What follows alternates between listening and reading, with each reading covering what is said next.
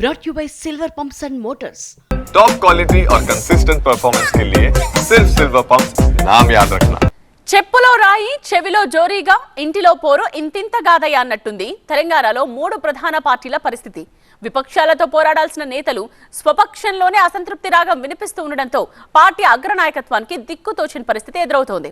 ఇంతకు ఎవరా నేతలు, వారి అలకకు కారణం ఏంటి? రాసుకో చంద్రశేఖరరావు, నీ డైరీలో కాదు నీ గుండెల్లో రాసుకో.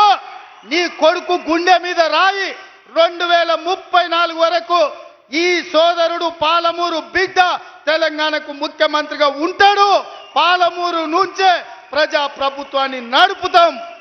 నాగర్ కర్నూలు జిల్లా పర్యటనలో సీఎం రేవంత్ రెడ్డి చేసిన ఈ వ్యాఖ్యలపై బీఆర్ఎస్ నుంచి కౌంటర్ వస్తుందని భావించారంతా. అయితే ఊహించని విధంగా సొంత పార్టీ ఎమ్మెల్యే నుండే రేవంత్ వ్యాఖ్యలకు కౌంటర్ వచ్చింది.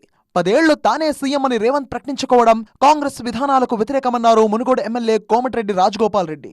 అధిష్టానం ఆదేశాల మేరకు కాంగ్రెస్ లో ప్రజాస్వామ్యబద్ధంగా సీఎం ఎన్నిక ఉంటుందన్నారు. తెలంగాణ కాంగ్రెస్ ను వ్యక్తిగత సామ్రాజ్యంగా మారిస్తే నిఖార్సైన కాంగ్రెస్ నాయకులు కార్యకర్తలు సహకరించారంటూ సోషల్ మీడియాలో పోస్ట్ పెట్టారు రాజగోపాల్ రెడ్డి. పీసీసీ అధ్యక్షుడిగా రేవంత్ రెడ్డి ఎన్నికైనప్పుడు కూడా కోమటిరెడ్డి రాజగోపాల్ రెడ్డి విమర్శించారు. ఆ సమయంలో పార్టీని వీడి బీజేపీలోకి వెళ్లారు.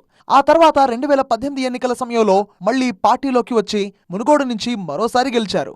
ఎన్నికల సమయంలో రేవంత్ పై తన అభిప్రాయాన్ని మార్చుకున్నారు. కానీ మంత్రి పదవి దక్కకపోవడంతో కొన్ని నెలల పాటు రేవంత్ తో అంటీముట్టనట్టు వ్యవహరిస్తున్నారు రాజగోపాల్ రెడ్డి. ఇప్పుడు లేటెస్ట్ గా రేవంత్ రెడ్డి వ్యాఖ్యలపై అభ్యంతరం వ్యక్తం చేస్తూ ట్వీట్ చేయడం పార్టీలో చర్చకు దారితీసింది. అయితే రాజగోపాల్ రెడ్డి కామెంట్స్ పై కాంగ్రెస్ నుంచి కాకుండా బీఆర్ఎస్ నుంచి రియాక్షన్ వచ్చింది. కోమటిరెడ్డి బ్రదర్స్ మాటలు కుప్పిగంతులు ప్రజలు నమ్మే పరిస్థితి లేదన్నారు మాజీ మంత్రి జగదీష్ రెడ్డి. కోమటిరెడ్డి బ్రదర్స్ కు ధైర్యం ఉంటే రేవంత్ రెడ్డిని వ్యతిరేకించే వారందరినీ కూడగట్టాలంటూ ఈ వ్యవహారాన్ని బీఆర్ఎస్ కు అనుకూలంగా మార్చుకునే ప్రయత్నం చేశారు.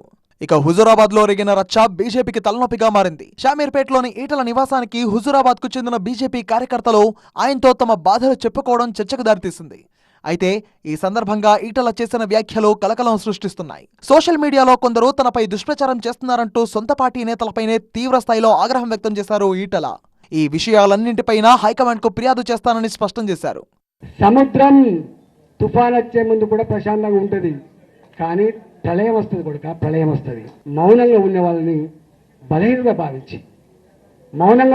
బలహీనంగా భావించి సంస్కారం సభ్యత ఉన్నవాడిని నువ్వు ఇంకొక రకంగా భావించి పిచ్చి వేషాలు వేసుకుంటే నష్టం జరిగేది ఎవరికో తర్వాత తెలుస్తుంది. అందుకని నేను అంత డెప్త్కు పోతలేను, కేర్ఫుల్గా ఉండమని చెప్పి కోరుతున్నా. మా జోలికి రావద్దు, ఎవడు మాకు అడ్డు రావద్దు. తప్పకుండా హుజూరాబాద్ గడ్డ మీద మన జెండా ఎగురుతుందని చెప్పి మనం చేస్తూ మీ అందరికీ శుభాకాంక్షలు ఇస్తూ. ఇక కవిత రూపంలో బీఆర్ఎస్ అధినేత ఇంట్లోనే పార్టీపై అసంతృప్తి స్వరం వినిపిస్తోంది.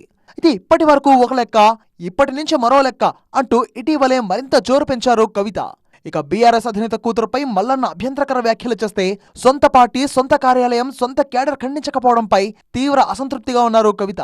ఇదే క్రమంలో రిజర్వేషన్ల విషయంలో బీఆర్ఎస్ లైన్ దాటి మాట్లాడారు. బీఆర్ఎస్ నేతలంతా ఆర్డినెన్స్ ను తప్పుపడుతుంటే కవిత మాత్రం ఆర్డినెన్స్ ను స్వాగతించారు. బీసీ రిజర్వేషన్ ఆర్డినెన్స్ కు బహిరంగ మద్దతు ప్రకటించారు. కవిత బీఆర్ఎస్ నుంచి బయటకు వెళ్లడానికే ఇలాంటి వ్యాఖ్యలు చేశారా, ఆమె కారు దిగే టైం వచ్చిందా అన్న చర్చ జరుగుతోంది. మొత్తానికి తెలంగాణలోని 3 ప్రధాన పార్టీల్లోనూ మృదంగాలు మోగుతున్నాయి. మరి స్వపక్షంలో ఉంటూ విపక్షంలో వ్యవహరిస్తున్న ఈ నేతలకు హైకమాండ్ ఏ విధంగా చిక్పెడుతుందో చూడాలి.